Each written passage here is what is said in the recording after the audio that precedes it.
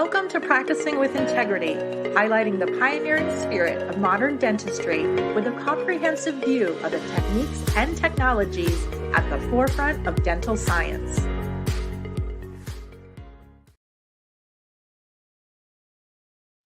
Hello, everyone. We are here at Practicing with Integrity podcast, our episode 3. My guest today is Mr. Shane Treadaway, Chief Sales Officer for Integrity Dental Services. Shane, thanks for flying from Atlanta so that we can sit down and talk. Thank you, Dr. Galindo. I'm happy to be here. Thanks for having me. Dan, please. All right. Thank you. So we began working together only about 2 or 3 months ago, right. but we had met about a year ago when I was visiting our headquarters in Duluth. You were still territory manager for Straumann back then, and kind of we had some conversations, and fast forward September of 2024, and now we're working together. On the same team. On the same team. We're going to talk about that later. A lot's happened in the last 12 months. A lot has happened. The first thing that I wanted to start with is congratulate you for finishing the rut. That was incredible, the mountain run at Big Sky in Montana. And I thought I would just want to ask you about the passion and motivation that you have to go through this kind of punishment, because it's a way of calling it. Yeah. That's a great way to put it. Yeah.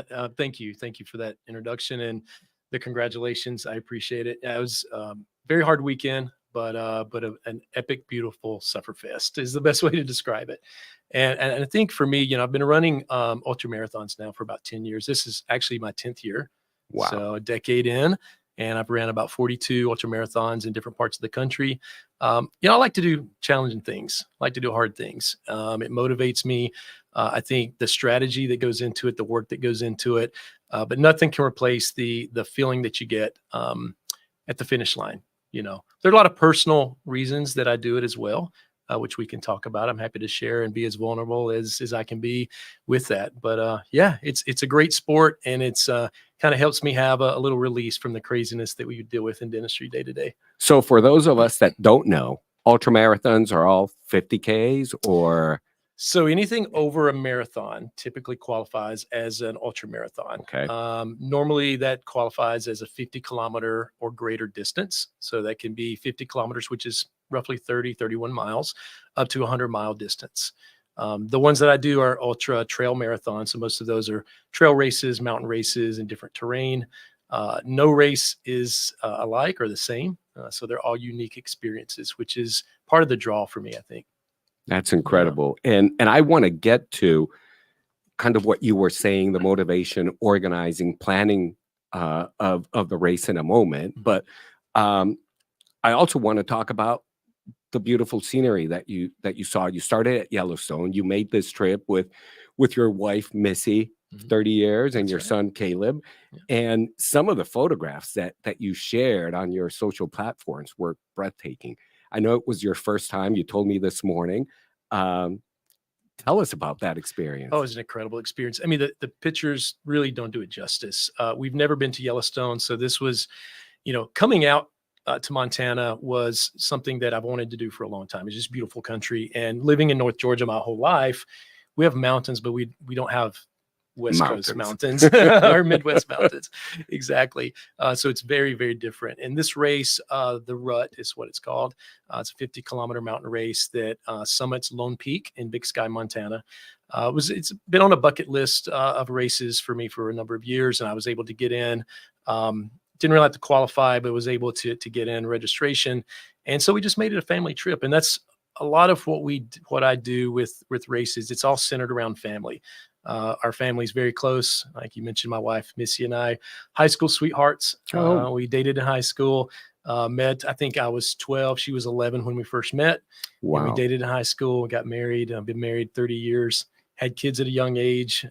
It's just been a great thing. But the fact that the family is willing to go out to experience this with me it's even better. Makes it even a better experience. Of course. Yeah. As I was seeing the videos that you shared and the photographs, and it's going through my head. I'm a planner.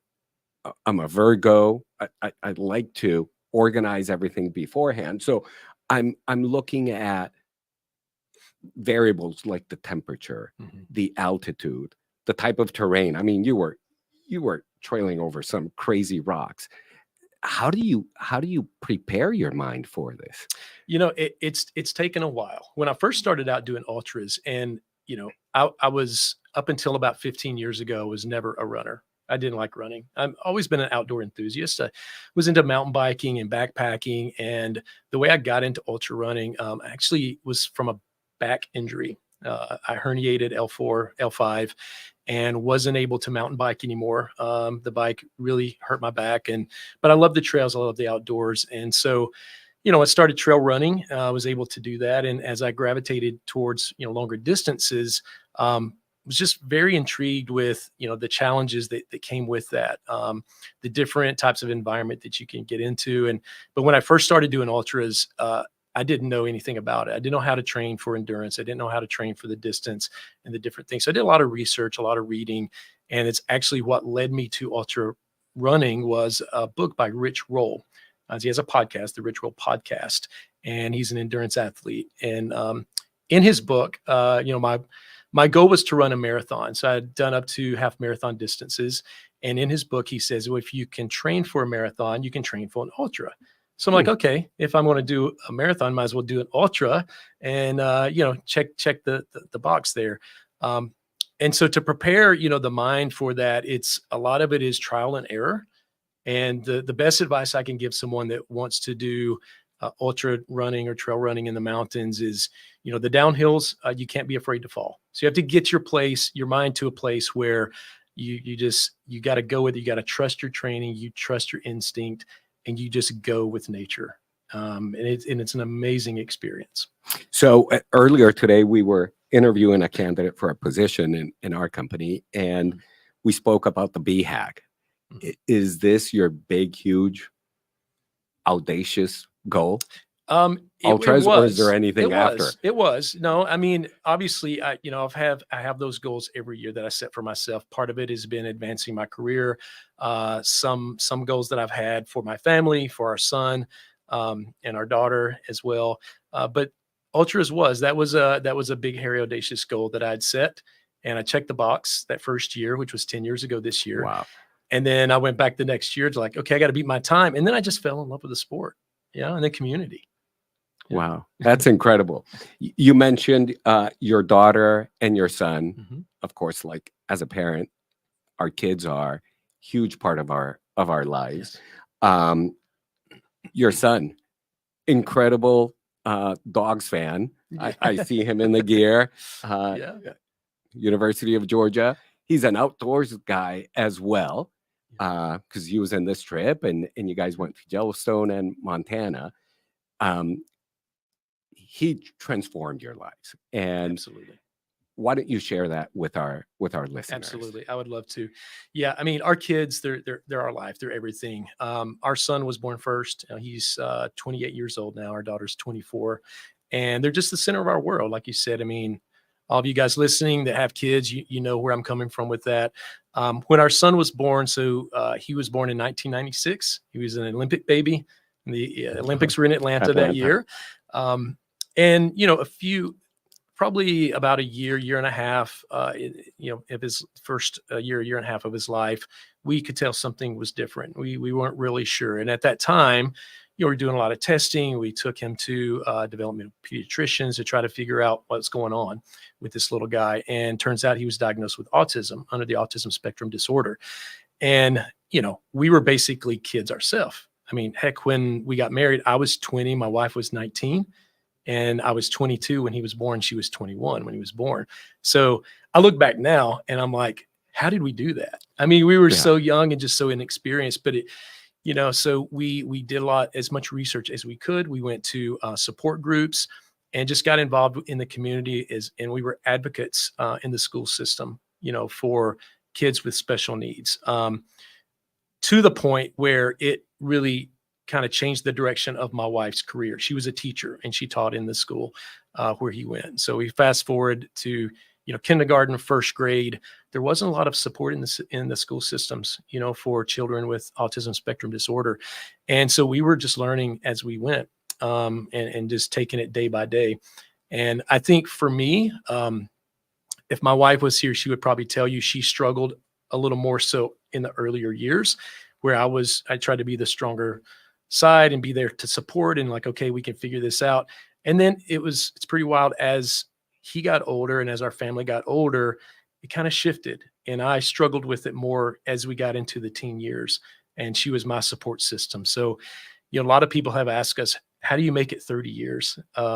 It's transparency, it's trust. And I think it's going through hard things together, being there for each other, no matter what you face, no matter what you go through, you figure it out, and you don't give up. And I think a lot of that has translated into my hobby of ultra running. And so I'm trying to figure this out. I was actually thinking about it as I was summiting Lone Peak, and I was thinking about, our time this week and, what I would want to talk about. And I'm not sure if life has taught me more about endurance for my sport, or my sport has taught me more about endurance for my life. But I think for me, it goes hand in hand. Well, that's amazing. Yeah. Thanks for sharing this personal family story, which is remarkable, because the two of you have incredible careers. Yeah. And it's just a solid foundation, such a tight family, that it's remarkable. Thank you. So let's talk about your career. Yeah. So all of a sudden, you're in college. Of course, you married and you had your son and your daughter, and you end up working in the dental industry. Out of where? Yeah, it's pretty crazy. So I was going to Gainesville College, which is community college at the time. It's part of the University of North Georgia university system, where my wife was going. And again, a kid just trying to figure out, okay, what am I going to do? My strong suit as a college kid or high school kid was illustration, arts, and sciences. And so I knew I wanted to do something with that, something in the sciences, and I was tinkering with, okay, medical illustration, maybe combine the two together, and just really trying to figure that out. And I remember I was working part-time, going through school, and I bumped into a high school buddy at the local mall. And my wife was already enrolled full-time in college. We had gotten married, and I bumped into him, and he's like, hey, you should come work at this dental place. It's close to the school. It's right there. And I'm like, okay, what's a dental place? And he's like, I don't know. They make teeth. And that was my introduction to dentistry. And so I'm like, okay, well, it's close. It makes sense. I'll go work with my buddy. So I interviewed, almost didn't get the interview, but I went back. I'll tell you this story real quick, and we'll move on about the interview. So I showed up for the interview. The owner this time it's a dental laboratory. Mm-hmm. Okay. And that was my start in dentistry. I show up on a Friday for the interview, and the office manager comes out, and she said, I'm sorry, he's not going to be able to see you today. And I'd been there for like 2 hours waiting. And I really wanted this job because my buddy's working there. Right? It's close to school. It's going to be fun. And then we'll see where this goes. And she's like, he can't see you. I'm sorry. We'll have to reschedule. And I said, well, when can I come back? She's like, you want to come back after you sat here for 2 hours? I'm like, yeah. Can I come back next week? So she said, well, give me a minute. She comes back. She said, come back next Friday. So I come in, crush the interview, just a nervous kid. And I was supposed to start a week after my friend started. And I started on that Monday. He was already gone. He didn't make it a week. No kidding. Oh, no. And I lost touch with him. I'm not sure where he's at now. But I got into the lab business, and I thought, this is where I'm supposed to be. I can utilize my skill. I was continuing to go through school. And then once our son was born and he was diagnosed, I had to make some tough decisions. Okay, do I go back to school? Do I go into dentistry, or do I just make a career out of this? And so for me at the time, the personal decision and the family decision was, pulled out of school, focused on my career, and became a technician. And I remember, thinking back, it was the first week or two, I asked the person that was training me, I said, what are all the people walking around with the baby blue jackets, the light blue jackets, the smocks? She said, those are the senior managers. I said, okay, that's what I'm going to be. She's like, you've been here for a week. How could you even say that? I said, I've always been one to set goals. Uh-huh. And so I set out and worked my way up the chain. And you did it. I did it. So you were working in the Crown and Bridge department, and then you started working with some of the digital technologies available in the 90s, Yes. Procera. Years down the road. I And did. Yeah. and then you ended up being like the VP of sales. So you actually, Yeah. how many blue jackets did you get? So I got my blue jacket after it was probably 3 years or 4 years. I moved my way up. So I had several promotions. Within a year, I was promoted to department head. And so I started managing people at the age of, maybe I was 21, 22 years old, leading a team, knew nothing about management, knew nothing about managing people, but I care about people. And I think at the core of it as leaders, that we have to have that in our DNA and fiber to be effective leaders. And so I used that and leveraged that throughout my career to navigate my path into management, into leadership. And so I spent a good part of a little over 20 years at that company before I left. And when I left, I had received multiple promotions. And I was the VP of sales and marketing and had about 43 people reporting up to me when I left the organization. And you started out of an interview that was canceled. That's exactly That's right. amazing.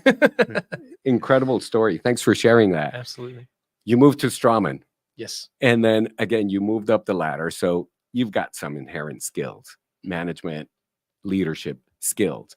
I want to talk about that transition from being hands-on to now leading teams that are offering products to dentists, different type of dentists, specialists, oral surgeons, periodontists, prosthodontists, general practice, and the support that you provided them, because a lot of what people can do with dental implants and the technology involved with dental implants is something that you hear of or learn from your sales team.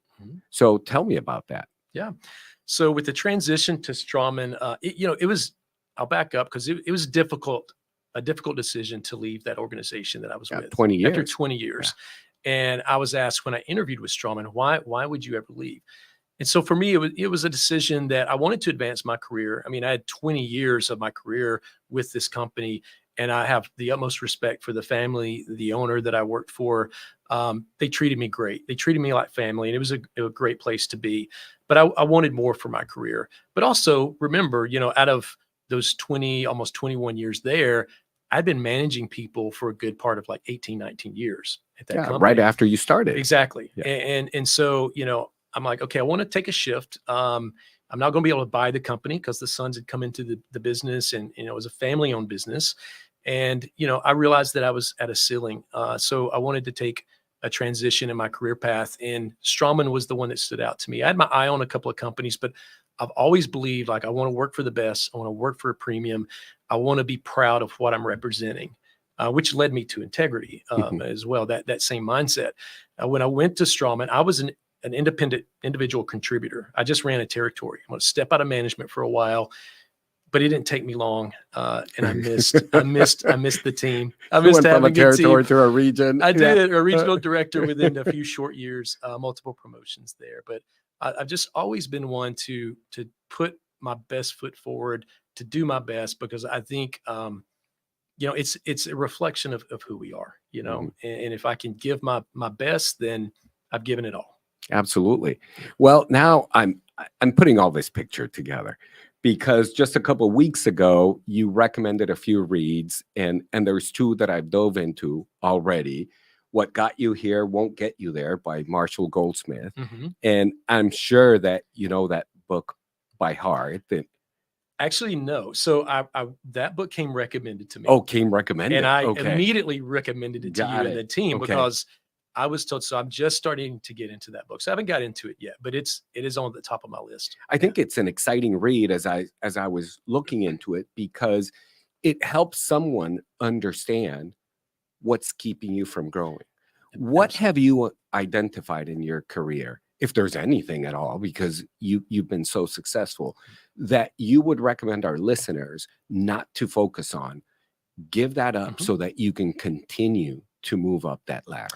Well, I think what has me intrigued about the book is the title, because, and I think if I look back, I've always tried to adapt, and I think it's important for us, if you're listening and you're leading a team, or you're in management, or maybe you have aspirations to become a leader at some point. But regardless, we all want to progress in our career.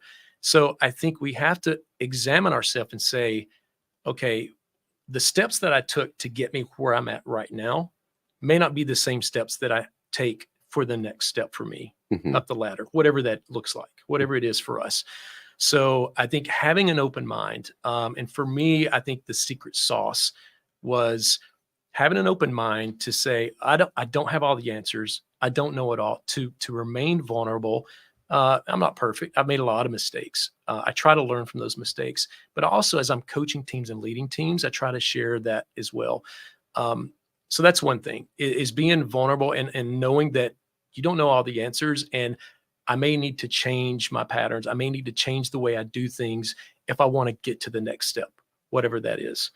So that's one thing. I think also too, in leadership, is I've always tried to hire people smarter than me. And the circle of friends that I have, the people that I hang out with, the people that are close to me, I want to be surrounded by people that know more than I do. And that's not that hard. It's pretty easy.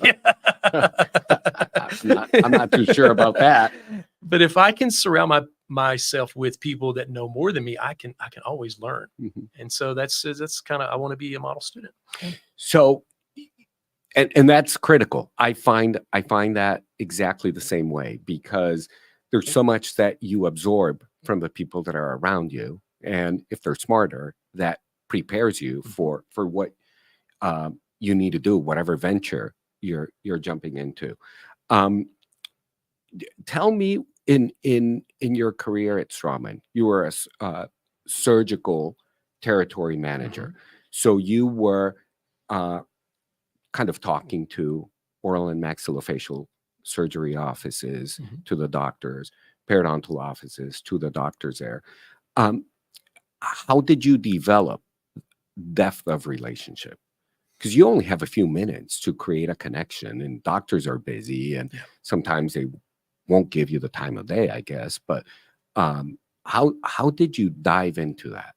Well, it helped having the lab background, having the restorative background. I was able to relate to the specialist through their referrals. So for me, I had a little extra ammunition for that. But I think on a personal level, just, if you can get, sometimes you only have 30 seconds or a minute. So you need to know what your elevator pitch is, whatever that is. But I think first and foremost, you have to connect with them on some personal level. You have to establish trust. So for me to transition into that role was very different, coming from the restorative world into the surgical world. But I had to be able to establish trust with those specialists, because, I had no surgical background. It was all restorative. So I think just leveraging your personality, being vulnerable, being humble, and asking questions and listening. That's the most important part. I've never really, been one to go in and just, dump a bunch of product on someone. I mean, I believe Straumann is a fantastic implant. It's great. It performs very well. So I had all the literature, I had the white papers, I had all of that. I didn't go in leading with that stuff, because the specialists, they're looking at me. They know what Straumann can do. They know what Nobel Biocare can do. They know the implants can perform. But what can I offer as a representative to help connect them with the referrals, to make their life easier, make their staff's life easier? And that's the way I did it. It's just using my skill set to make their life a little easier than what it was before I came. Yeah. So the background in the dental laboratory, implant dentistry is a restorative driven procedure, allowed you to make that incredible connection. It did. Now let's fast forward to this past July. You become Chief Sales Officer of Integrity Dental Services. What was your vision when looking for this position? Yeah, it's a great question. You mentioned earlier about the goals, right? Those big goals, those hairy, audacious goals. Mine coming into this year was to advance my career to the next step at an executive level, at least a VP or an executive level. So I love my Straumann team. I love the Straumann family and the Straumann product. But I was open to advancing my career, and I was looking for the right opportunities. And, I was interviewing for a couple of different positions with a couple of different companies at the beginning of the year to make that advancement. And I've known Rob Dinker, the CEO and founder of Integrity Dental Services. I've known him for some time. I've known his dad for many, many years, coming from the lab world. Of course. And when he and I were having a conversation back in May about the next step for me and about the vision for Integrity, what's needed at Integrity on the team, we connected the dots, and it seemed like a great fit. And so, we had a few conversations around what that needed to look like, and here I am. And it was a great decision. I'm so happy to be part of the team. What a great addition to our team. I appreciate that. So you started in the lab industry, working with impressions and pouring stone casts, and now we're in the digital era. Yes. Everybody wants to do everything digitally. How have you transitioned your mindset to that? There's so many technologies out there. How do you keep up to speed? Oh, it's incredible. It changes at such a rapid pace. I mean, our industry especially, we see it in other industries, but especially in dentistry. But I feel like looking back over my career, and maybe you've seen this as well, we've not been the quickest to adapt to technology. The technology's been out there for some time. I remember in the mid 90s, somewhere in there, mid to late 90s, CAD CAM was a word that was getting thrown around in the lab side, in the lab industry. And there were automated systems out there like CEREC from the Sirona system. Lab techs were getting real nervous. We're going to get replaced by computers. We're going to get replaced by milling machines. But the mindset was, with me and the team at the time, these are different tools. We have to adapt. We have to think about the future, and we adapt to the tools. And the company that I was with, we were one of the first Procera labs in the United States, the first in the Southeast to adapt to that technology. So I've been exposed to CAD CAM and the digital technology for a very long time. It's a different tool that we need to use, and I think we need to embrace it. But I think we also have to look down the road, what's coming next. If you're only focused on what's in your office right now or what's in your lab right now, and you're not looking down the road at what's next and researching and ready to invest in that, there will come a point in time where you get left behind. Of course. Yeah. So Integrity Dental Services has offices, of course, in Duluth, where our headquarters are in Georgia. We've got offices in Scottsdale. You're going to be leading two teams geographically at opposite ends of the country. What is that strategy that you use, that you have envisioned, that you will implement for this management? Communication's key. And leveraging the technology that we have. I can speak with someone on the West Coast. I could sit down and have a face-to-face Teams meeting. So being able to communicate with teams coast to coast and build a team, that part's not so difficult. It's a different tool. I love to sit down in person, being able to travel out here, sit down with you. Sat down with Todd and Gary and the team this morning. It was great. But if we need to, we can do that virtually. And it's okay. So the strategy is, for the future of our organization and Integrity is, we're looking at key markets. I think we're looking at, key talent to bring in the organization that mirrors what we have, but also some that can bring some new thought processes and maybe some new strategies to us. So my goal, coast to coast to build this team is to bring on some new talent, to leverage the strengths that we have, but to continue to scale and grow by new additions. That's great. Yeah. The advent of digital technologies, of course, it's driven primarily by certain practitioners. So I would say general dentists are always looking at getting into technology. Prosthodontists have also been in the forefront of this. There's other specialties that have been a little bit farther behind, and now they want to jump into it. And you dealt with those, especially oral surgeons and periodontists that now want to just jump into this incredible wave and momentum that the industry has created. What are the strategies that you will work with your team to be able to get these specialists kind of move forward with what's happening now? I think you really have to understand the practice. I think a lot of research needs to go into understanding what the specialist, what their goals are. And I think if our team can be on the same page with the specialists of what their goals are, we can help them identify the right equipment that they need to bring in, the right tools and technologies that they should bring in. Because, we see it's all over the place. We see a lot of, specialists that they just have an intraoral scanner. Maybe they're scanning and they're printing. Some have a chairside mill. But you can't just, buy all the tools and the toys and sit it in the room and expect great things to happen. I think there's a marriage that has to happen, and connecting the dots with what the goals of the practice are. So my goal with our team is to, educate and to train and to do the right research, so we know that when we're making a recommendation, it's a good fit for that practice, not to just, walk them to the mall and buy up all the toys. But let's help you pick out the right solutions for your practice to enhance your practice, ultimately for your patients. And Yeah. this is the goal. And I'm glad you brought that up, because that's something that we strive to do at Integrity Dental Services. We strive to understand the practice that is wanting to work with us and that we'll be working with, and be able to provide them the services, have open communication with them, because that's the only way of being able to move forward, maintain, and sustain a relationship. What excites you of the things that are coming down for our field? Oh, there's a lot of great things. I think specifically, I'm very excited and interested in what's happening in photogrammetry with conversions and in the full arch space. I think we're just scratching the surface with that, and seeing some of the tools that are coming and they're on the forefront. Pretty exciting to see what happens. So that gets me excited. Continual development of printing, the resins that are coming out. Some are, dabbling with printing ceramics. Those all things are very exciting.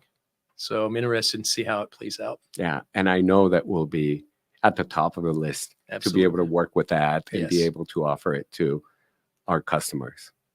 Well, Shane, thank you very much for coming over and being my guest at our podcast in this session. I'm glad that we were able to talk about your personal family, your growth of your career, the development that you've gone through the dental field. Again, you started with impressions, pouring casts into these impressions, and now we're talking about photogrammetry. Right. I mean, that's a whole spectrum. So I want to sincerely thank you for being my guest today. Thanks, Dan. Thanks for having me. And I just want to say I'm grateful to be part of your team and Rob and Todd's team. It's great. And it's an honor to be here today. Thank you. For all of our listeners, I hope you've enjoyed our podcast today. You can find it in all the platforms that we've usually used. Spotify, Apple, Streamer, and as well as in Business Radio X, Phoenix Business Radio X platforms. Please share with your family and friends so that we can continue growing our audience. I look forward to listening to your comments and opinions and connecting with you in the next episode. Until then, we'll see you soon. Thank Thank you for joining us for this episode of Practicing with Integrity. Stay tuned as we navigate the fascinating landscape of oral health, where integrity meets innovation.